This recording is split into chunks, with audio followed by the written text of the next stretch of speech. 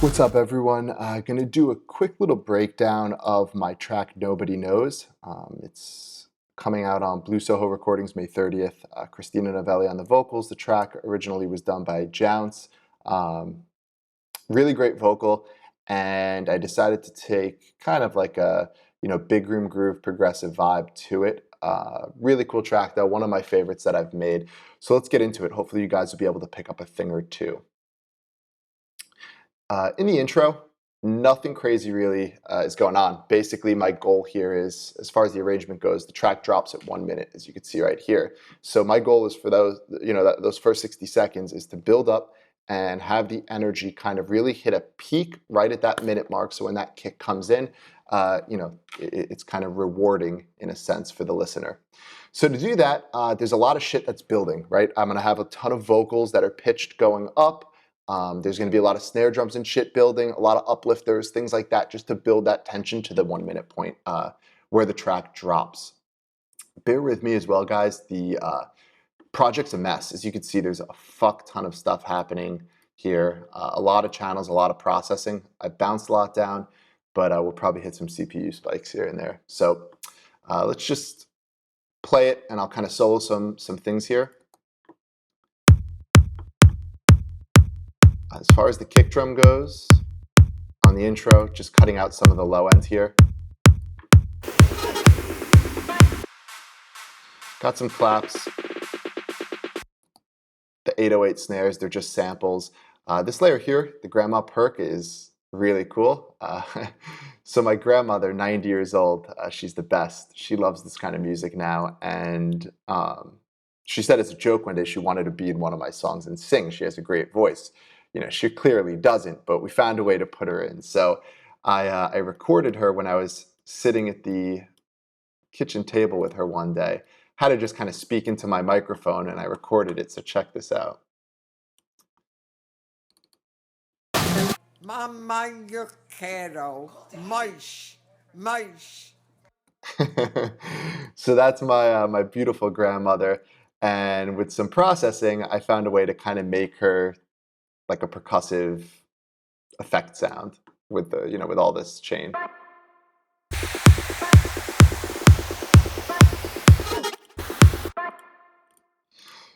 So pretty cool, keeps things fun. I highly suggest you guys do things like that to spice it up.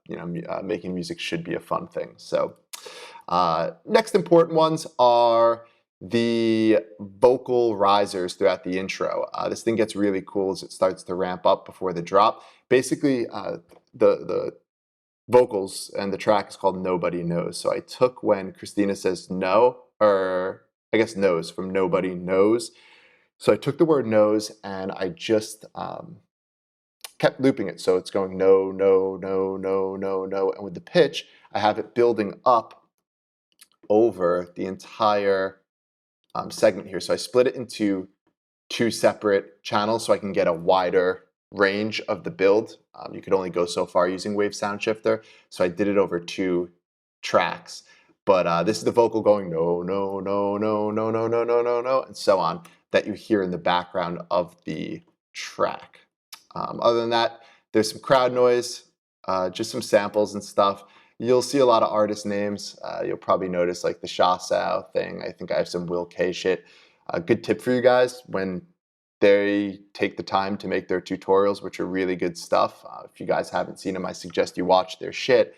But they do show a lot of the samples they use. So basically what I do is I stop the video, I screenshot it, and then I just go find that sample in my Vengeance folder or whatever it is, and I kind of save it with their name. I know it's probably a pretty decent sample. So for example, you could see this Will K White Uplifter.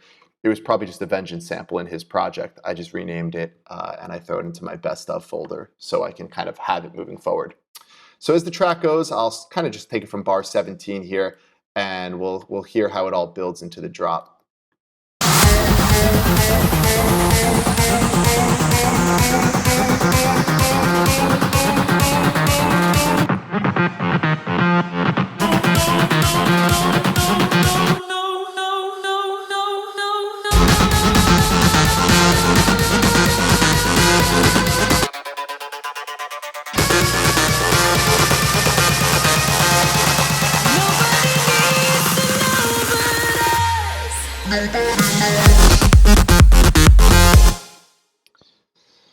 All right, so right before the drop, the leads obviously start filtering in. Show you guys some cool stuff you could do to kind of create that building effect. So usually the three things I'm always kind of doing are automating a filter, so sweeping out the low end so it starts to thin out any of the bottom end as these things build. I'm also automating, let's see, the reverbs mix as well as the decay. So not only is the length of the reverb getting longer and longer as the track builds, and you know what? Yeah, here it is. Here's the decay. So is the mix. So I'm automating the two of them. So it's all kind of growing together. And at the same time, there was a low pass filter on it that's opening up. So they start out very muffled and they get louder as it starts to build because more and more high frequency is introduced. There's also gain automation. So I'll show you how I do this on my master channel as well in 2 seconds. You got to think of it like this, right? As everything's opening up and starting to build, you're probably getting a lot more gain and volume into the picture. So I normally like to automate the volumes down slightly right before the drop. Just to kind of control that. And it also makes your drop feel louder, right? That's kind of just dynamics in a nutshell. In order to have something loud, we must have something quiet. And that difference, the difference between soft and loud is what allows our ears to determine, okay, this is loud as fuck or this is heavy as fuck. So I try and bring the volumes down right before the drop and then ramp them back up at the 1 minute mark so that the drop feels bigger than it is. Cool trick. And as you can see, I do it on the master as well. So I do some automation on my master channel. And guys, this is a pre-master version of the track. So this isn't, this is just my mix down. But as the track builds, I'm automating 3 things, I think. Let's see. Yes, I'm doing the image of my track, the stereo image, I'm bringing in towards the center. I'm also taking out any of the low end up to about 150 hertz. And I'm also lowering the gain once again down 2 decibels. And then right at bar 33 when the track drops, you can see everything sets back to normal. So if I play it, try and listen to it. Try and listen to the bottom end disappearing. The image is going to start to come in. And that little bit of volume dip is going to help when the drop hits at 33. You'll notice how much more emphasis is on that first kick.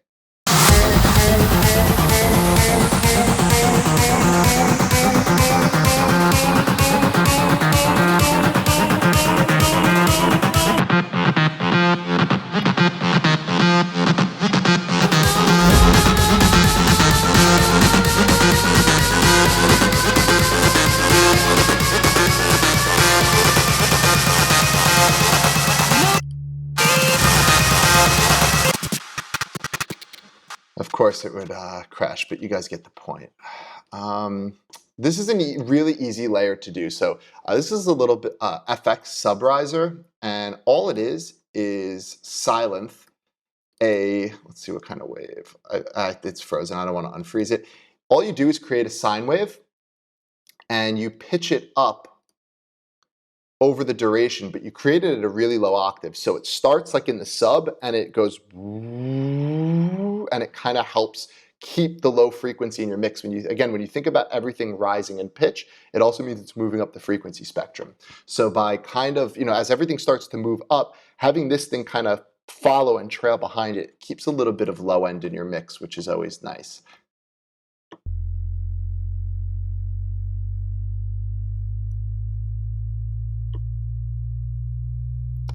So yeah, if you're on earbuds, I don't know if you're going to hear that, but it's basically just a really low sine wave that begins to rise and rise and rise.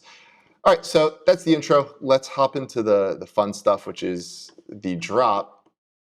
And we'll start from the bottom up, I guess. Let's take a look at the kick.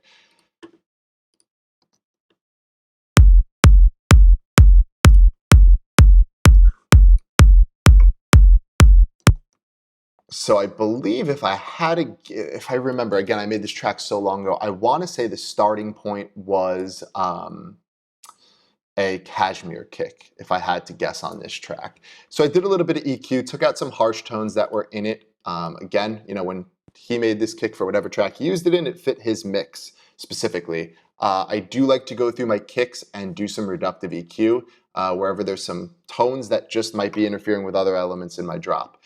So you'll hear, I'll solo some of these real quick, you'll hear just some kind of nasty harshness in some of these that I just don't need. You know, your kick drum, if you think of it, it's two parts. You have kind of your bottom and then you have your click. So sometimes you can get away with cutting some of these nasty tones that are kind of in the area where a lot of your bass sounds are going to sit.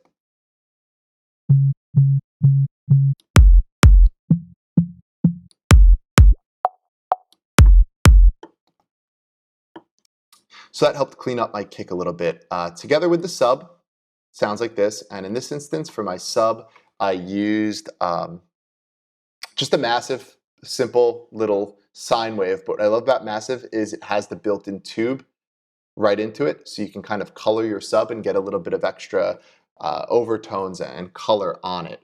So combine that with a little bit of the Pultec EQ, which is great for low end, some compression, and then just sidechain. And together, they fit really nice. And there's some EQ as well. Yeah, let's listen to them together.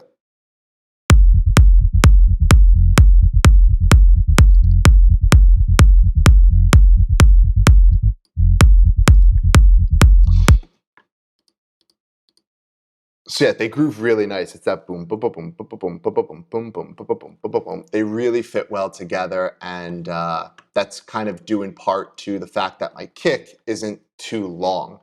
Big problem is sometimes you'll hear these tracks where the low end isn't clean, and it's most likely because the kick is maybe too long, and the sub bass doesn't have room to kind of breathe, or they're sitting in the same space as far as frequency goes. So because I have this nice little gap, it gives me room to kind of have my sub bass groove off of the kick, which I really do like. So that's the kick and sub. Let's now just go into the next group of layers here. This is my lead bus. It's made up of 5 layers. There's one or two layers are doing most of the work here, as you'll hear in a second, and the others are just kind of filling out areas of need, and they're all kind of there for a purpose. So, one might be mono, one might be wide, one might be high, one might be low, but they all kind of have that purpose. So main crunch is, well, let's listen to all of them first, and then I'll go one by one.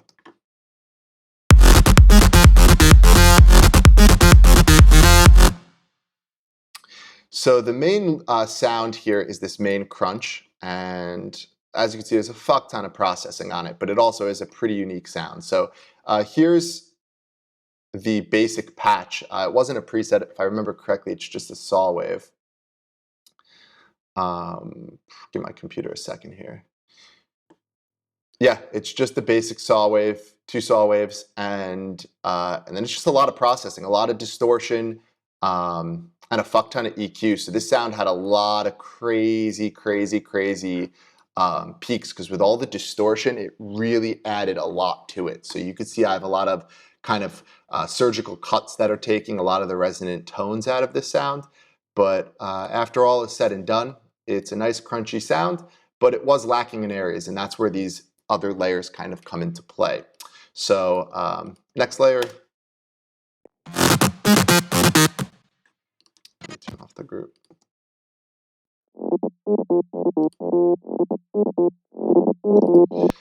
So this layer here is just to fill out just this one band pass of frequency right here, just some of these mids. It was to add a little extra bit to the main crunch. There's the amp lead layer.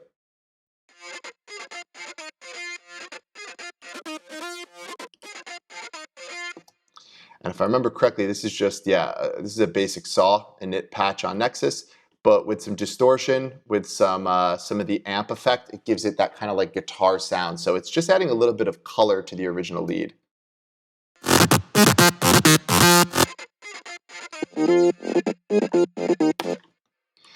I'll come back down to the high crisp at the end. This wide reverb layer is simply that. This layer, you'll notice, sits right outside. It's very low in volume, but it does make a difference. It adds almost like, it would feel like they would be like earrings if you were in headphones. It kind of sits like right down there, but it adds a nice bit of width to the main lead.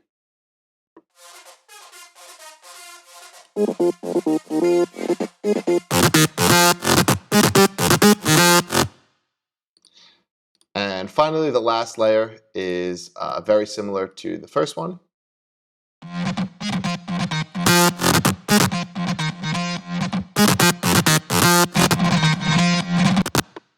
But you could hear there is a little bit of that wow filter kind of sound to it, that resonant vowel kind of sound, which is also just helping color the main lead. So kick, sub, my lead group, and then there's only one other layer that's in this drop here, and that's these downbeat stabs. So this was just the Vengeance one shot, and if I turn off all the processing, you'll hear the difference. It's like night and day.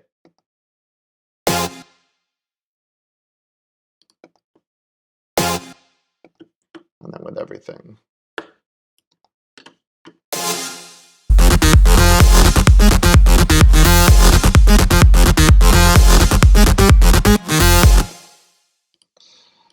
As far as these sounds go.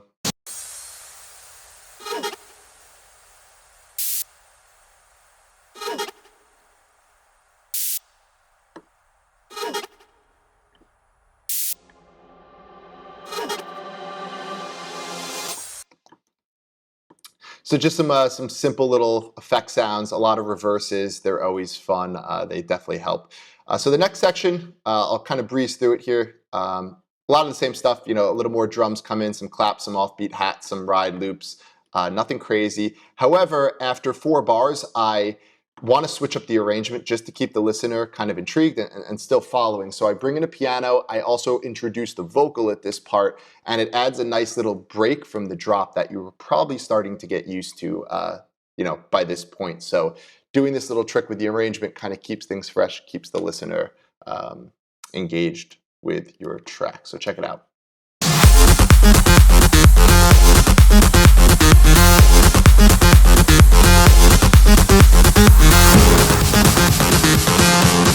Nobody needs to know but us.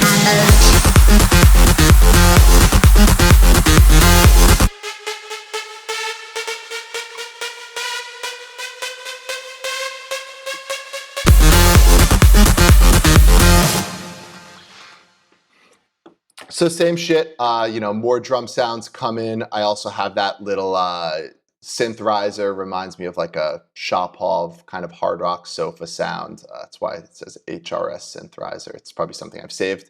A lot of drum sounds.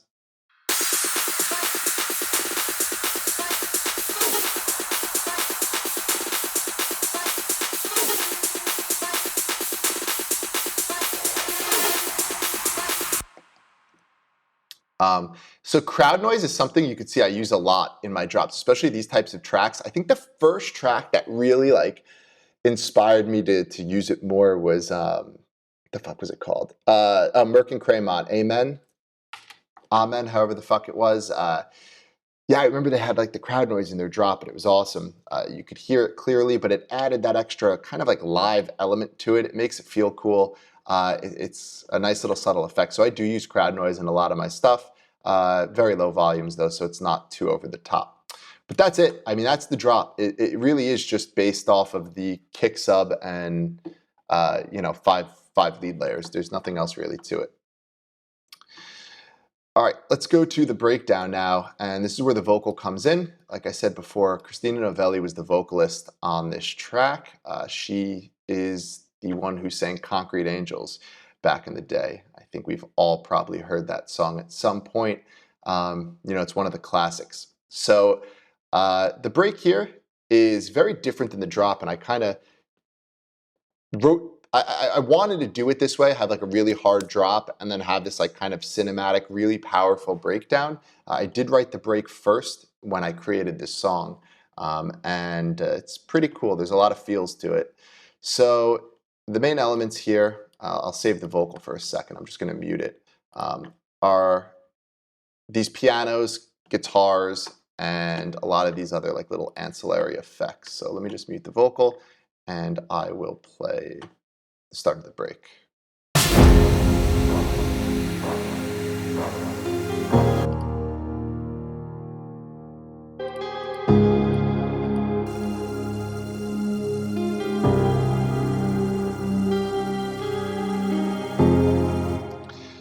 All right, so this main piano, Nexus piano, I do really enjoy them. I think they're pretty decent.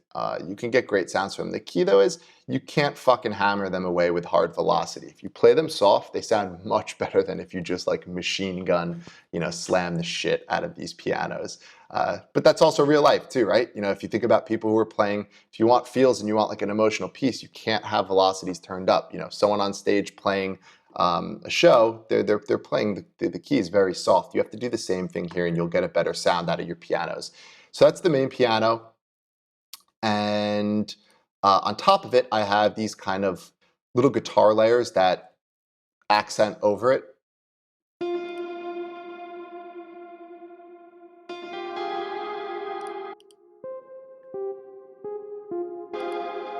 So there's two. One is panned right, one is panned left.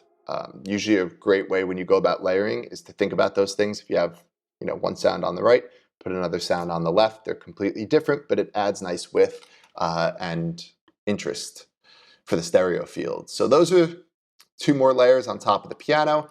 Then I have this just kind of like spacey pad just to fill out. It says Prid's pad. It's just like a chorused kind of sound. It's done in Anna.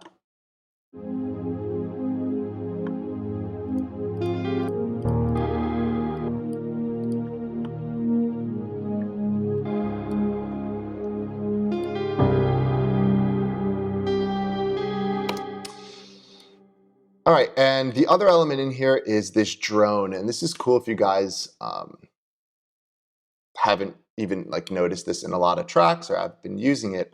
When you go into your breakdowns and like you take all the energy away, a lot of the times you lose all high frequency. So you're in this drop that's like super noisy, super loud.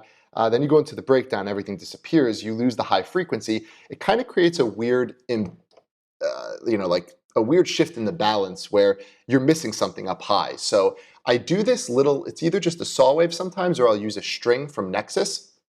And it's just a super high frequency, really low in the mix.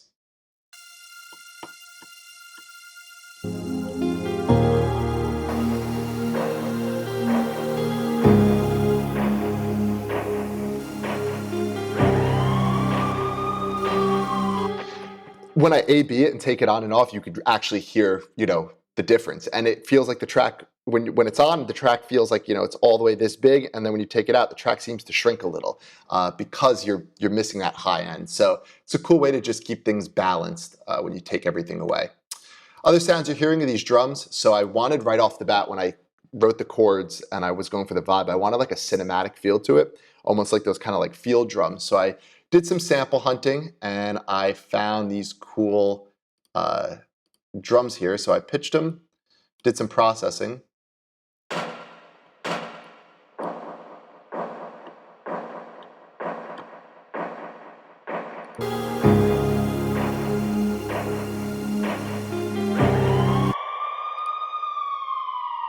So here's another cool thing is the police siren, and it kind of ties in with what she said. Kind of like the grandma perk sound from the beginning.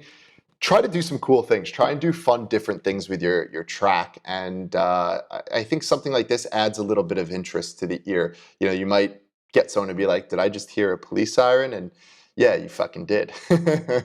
But you guys, I think you know what I mean. It just kind of adds a little extra life to your track. It's unique. It's just not the same shit that everyone's doing. Same with this. I have a light little vinyl loop just kind of going over in the background.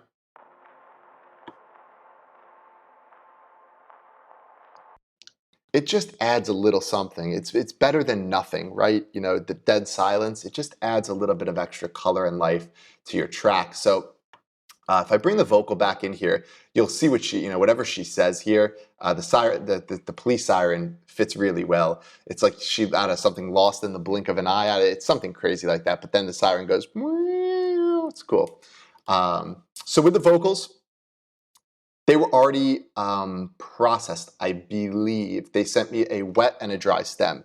So I wasn't going to fuck with them. They were recorded pretty well. Christina has been doing this a lot longer than I have. So I trust her shit. I trust her recordings. But I did use the dry stems to kind of pitch down a call and response. So every time she says something, I answer it with a pitch down kind of repeat and echo. So check this out. Folded in a blink of an eye. So this was really helpful because you could see here there's big gaps in between each phrase she says. So at first I just had a tape delay and it wasn't doing the job. You know, it didn't sound quite good. There was just these big gaps of nothing. So the pitch down kind of echo is a cool way to fill those gaps. It sounded pretty dope. Here's the part with the sirens. So check this out. Blink of an eye. Nothing needs to be spoken. Sparks connect and ignite. Now we'll let it go.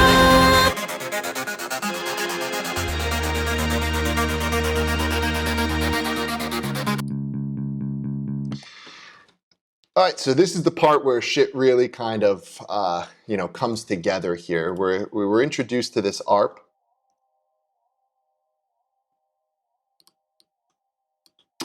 This is, sorry, there was a weird echo in my headphones. I didn't know what it was. ARP is done in silence.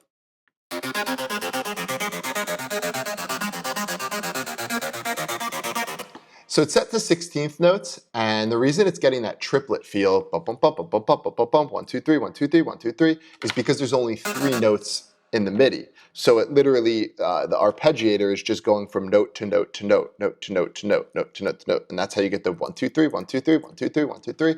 But that kind of like shuffle and vibe, I thought fit this perfectly, and I think I just stumbled upon it by chance, to be honest. I think I had it at 16th notes or something, or I had it with 4, and then I deleted one by accident, and then like I heard it with the kind of triplet vibe, and it just sounded better, so I stuck with it. But the phaser here is what's really making this sound have its character. So this is with nothing.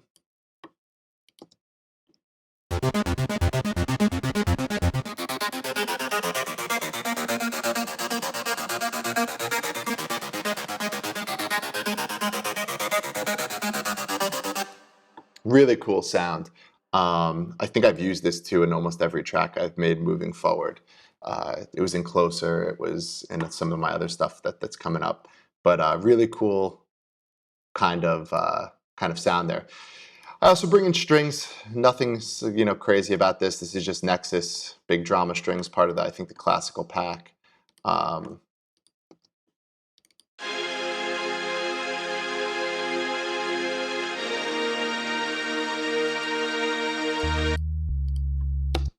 So I saved the sub bass for this section. The track goes into the break, everything kind of chills out, and I wait 16 bars before I bring in the sub bass again. So it really kind of adds that extra feel and power and emotion to this one section. Also a little bass guitar on top.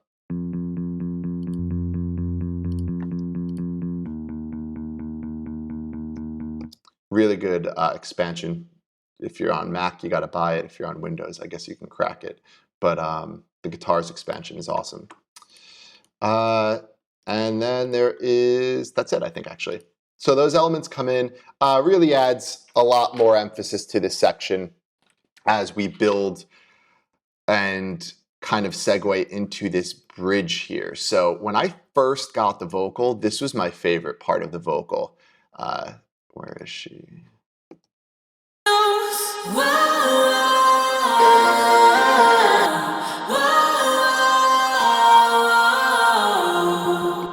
I really, really like that part. So I didn't want to just cut it out, but I had a tough time getting from the break to the drop in this song from an arrangement standpoint.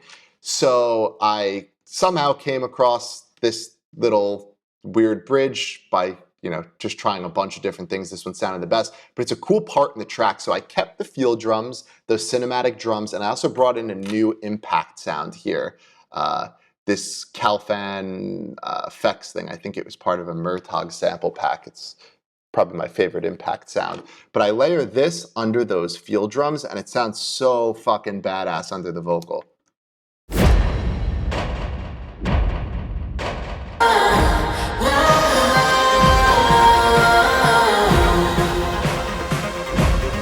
Nobody needs to know but us. Nobody knows.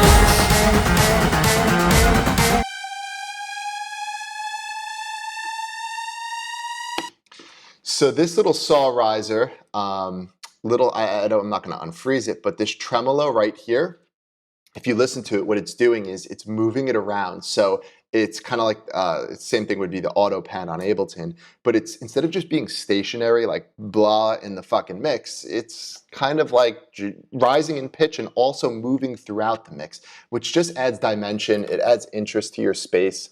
It keeps things fun and interesting. You know, it's not just everything sitting in the same place all the time. These little differences, I think, are what kind of makes mixes, you know, sound special and great.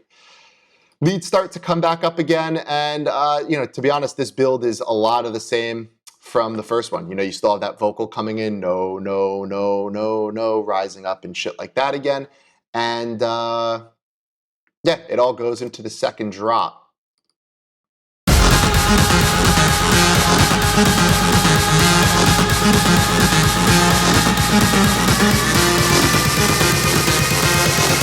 Nobody needs to know but us.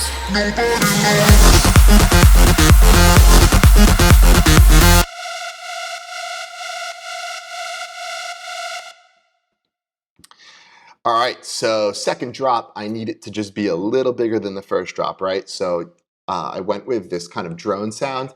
I don't know if you guys know Jebu, but his stuff, he always uses this sound. I mean, off the top of my head, I think Propeller was one of the tracks that it really stood out to me on the drop. He has this really, really detuned, like over detuned kind of saw that just sits in the back. It's really wet, and it adds like a bit of tension and energy to the drop, but it does kind of just make it stand out a little more than the first one. So yeah, just a very, very detuned saw wave, and it makes a big difference, I think.